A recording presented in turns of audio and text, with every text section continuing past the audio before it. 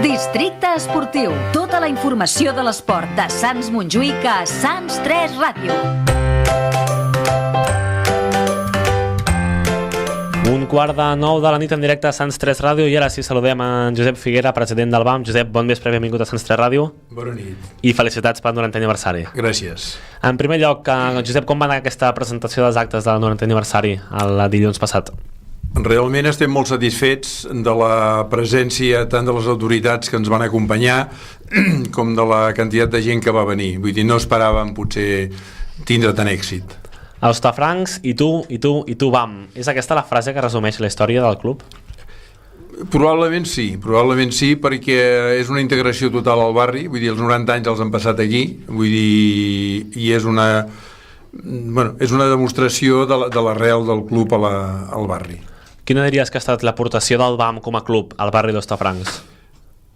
És difícil d'avaluar perquè realment el treball que es fa no solament en bàsquet sinó les entitats esportives del districte és el treball del dia a dia amb nens i nenes dels nostres barris i és difícil avaluar la importància que tenen a la vida d'aquestes persones, els valors que adquireixen fent esport i en aquest cas concret del bàsquet.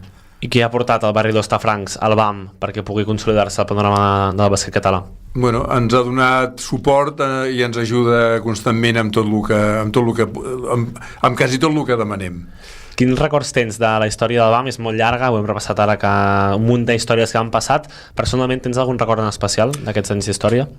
Sí, jo tinc un record molt gran perquè jo he conegut a la majoria de jugadors que van fer el primer partit de bàsquet, concretament el seu president, el Joan López Siurana. Anys abans de morir em va donar un llibre que tenia ell de records de la seva vida de bàsquet, lligada, començant amb el bàsquet d'Ateneu Montserrat, creant l'agrupació del bàsquet català, estant directiu de la Federació Catalana i va estar vinculat fins al dia de la seva mort amb la nostra entitat. Què diries que ha estat el més difícil d'aquests 90 anys d'història pel BAM? El més difícil està per venir, però hi ha moltes coses que ens han fet o hem tingut que treballar molt per poder tirar endavant.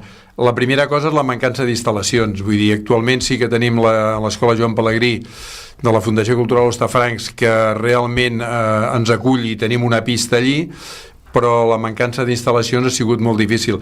Nosaltres persones del barri han fet algun treball sobre les seus que hem tingut o els camps que hem tingut nosaltres amb tota la història nostra, començant per l'Espanya Industrial, per la fàbrica de l'Espanya Industrial, que va ser el primer camp que ens van deixar, que teníem que muntar el camp de joc i desmuntar-lo quan acabés el partit, portant les cistelles, els pals i tota la història. I actualment encara continuem amb aquest tema. Tenim el pavelló de l'Espanya Industrial, però el cost és elevat. El típic problema que ens expliquen tots els clubs quan passen per Sants 3 Ràdio, que les instal·lacions esportives del districte són bastant difícils. Ara sí, Josep, ho vau presentar dilluns, volíem també convidar-te perquè ens expliquis què heu preparat per celebrar aquest 90è aniversari. Va començar dilluns i acabarà dimecres aquesta exposició de samarretes que hi ha a la seu del districte. També en podrem parlar d'aquí una estona, però a banda d'això heu programat moltes activitats durant aquest 2018. Sí, durant aquest any, i no les enumeraré amb dates concretes perquè encara hi ha algunes que estan per lligar, però d'entrada una dels objectius d'aquests 90 anys primer era celebrar-ho, després donar-nos a conèixer i tercera cosa és intentar aconseguir de trobar més gent que ens acompanyin i facin bàsquet, concretament a més adreçat molt al bàsquet femení. Aleshores, dels actes que farem trobades amb veterans, farem visites concretament el mes de febrer a un partit del Futbol Club Barcelona al Palau Blaugrana, amb què aniran els nens més petits. A continuació també vindran alguns jugadors del primer equip del Barcelona a visitar les nostres instal·lacions i poder fer uns entrenaments amb els nostres jugadors. Al mes de maig hi haurà un concurs de microrelats relacionats amb la història del BAM. Al mes de juny o al mes de maig també es participarà amb el Fira Entitats. es participarà amb les finals de competicions d'escoles de bàsquet i escobol de la Federació Catalana de Basquetbol. Al mes de juny hi haurà una diada 3x3 al pavelló de l'Espai Industrial i al Parc de l'Espai Industrial. Al mes de juliol hi haurà un campus de bàsquet juntament amb el Club Natació Joan Pelegrí. Al setembre hi haurà una diada de bàsquet femení, una altra diada de competició amb els equips de Catalunya que han superat ja els 90 anys, com poden ser el Laietà, el Barcelona, el Sant Feliuenc, el Mataró. A l'octubre hi haurà un clínic d'entrenadors. A l'octubre també, i en funció de les dates de calendaris, hi haurà la presentació dels equips i un acte central de la celebració. Al novembre hi haurà també un sopar, una festa més o menys de cloenda dels actes. Al desembre, com sempre, la participació amb la Marató de TV3 i un clínic de Nadal. A part d'això, mensualment mirarem de fer un clínic o un taller de bàsquet amb les escoles del barri. Convidarem cada mes una escola del barri perquè puguin conèixer el nostre club i puguin conèixer l'esport del bàsquet. I això, simplificant molt, és el que tenim en marxa. Un bon calendari d'activitats durant aquest any. Si entreu al Twitter @D3esportiu tindreu el link amb el blog que heu iniciat amb totes les activitats que fareu durant aquest curs. Ara parlàvem de la presentació. Sentim què deia el dilluns a la presentació dels actes del BAM. Posis els auriculars per sentir les paraules de la Mercè Velilla, la directora de la Fundació Cultural d'Hostafrancs i exjugadora del BAM. Jo sempre explico que vaig ser dels primers equips o els primers 2 equips del bàsquet femení del BAM. En aquella època, evidentment, hi havia molts pocs equips de bàsquet femení. El bàsquet femení era bastant residual i doncs penso que el BAM va fer una aposta ferma pel bàsquet femení. Quina importància té, Josep, el bàsquet femení pel BAM? Bueno, nosaltres sempre havíem volgut tenir la representació femenina amb el bàsquet. Vull dir, no vam poder-la fer fins a l'any que va ser degut a la manca d'instal·lacions, perquè en el moment que jugàvem, que no teníem aquest camp, teníem que jugar al centre Montserrat Xavier, amb el que els vestidors eren les pròpies classes, vull dir, no requeria. Però sempre la nostra voluntat ha sigut d'igualtat amb home-dona. Llavors nosaltres el que ens interessa o el que voldríem és que ens pugés aquesta quantitat de participants femenines per estar més igualats amb les masculines. Com es pot potenciar l'esport femení? Què es pot fer des del BAM? És molt complicat. Nosaltres, les nostres portes estan obertes tant amb homes com amb dones, a tothom que tingui ganes de fer esport dintre de la normativa que marca el club, que no és, diguéssim, és competir esportivament. Llavors, és difícil que la dona, a vegades hi ha unes edats que no sé per quines circumstàncies, i no és només en el nostre club, sinó és en general, que la noia, o la noia sí concretament, deixa de fer esport. Nosaltres voldríem superar aquesta fase o aquests anys, a veure si poguéssim millorar-ho. Per tant, a poc anar consolidant l'esport femení dins del barri d'Hostafrancs. Sí. Això és important perquè l'esport femení sempre sabem que és una preocupació i un aspecte que s'ha d'impulsar des dels mateixos clubs. D'altra banda, Josep, dilluns vau inaugurar l'exposició de samarretes que és fins dimecres a la sala Anselm Cartanyà de la seu del districte. Què buscàveu amb aquesta exposició quan la vau idear en el seu moment? Bueno, en principi era recordar, diguéssim, o reviure les samarretes que havíem tingut amb la nostra història. Llavors, a part de les samarretes en si, hi ha una fotografia dels equips que portaven aquestes samarretes. Però també era una mica un homenatge a aquestes persones que han passat durant 90 anys diguéssim, per la nostra entitat. Aquest matí hem anat a aquesta exposició per veure-la de primera mà i realment fa força patxoca veure que des de la primera samarreta, que és una recreació de la primera vestimenta que va vestir de BAM fins a l'actual, hi ha un munt de colors, un munt de samarretes. Ha sigut molt difícil la recol·lecció de tot aquest material històric? No, sí, perquè des que vam decidir fer l'exposició fins que l'han fet, ho vam fer un mes. Llavors, jo particularment tinc més samarretes de les que hi ha allà, perquè jo porto en aquest club 56 anys. Vull dir, per tant, n'he portat bastantes de samarretes i algunes les tenim però no les hem pogut exposar, però la col·laboració de molts exjugadors doncs, ens ha facilitat el poder tenir-les. La majoria són sessions de socis o de jugadors que van participar al BAM, perquè ho hem estat mirant i surt l'etiqueta de sessió de tal persona, per tant és important la col·laboració veïnal en aquesta exposició.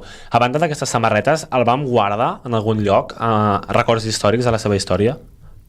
Tenim alguna cosa. Us ho he comentat abans, que jo tinc el llibre que em va cedir el Joan López Siurana, que és una història viva de potser de 70 anys de la seva vida activa amb el món del bàsquet, i allí es treuen moltes anècdotes i moltes històries del bàsquet de l'Ateneu, inclús del bàsquet català i espanyol. És a dir, que tenim guardat una mica aquest record passat del club. Sí. També a les samarretes, hem vist samarretes blaves, vermelles, blanques, negres, de tots colors. Cada quan canvien les samarretes del BAM?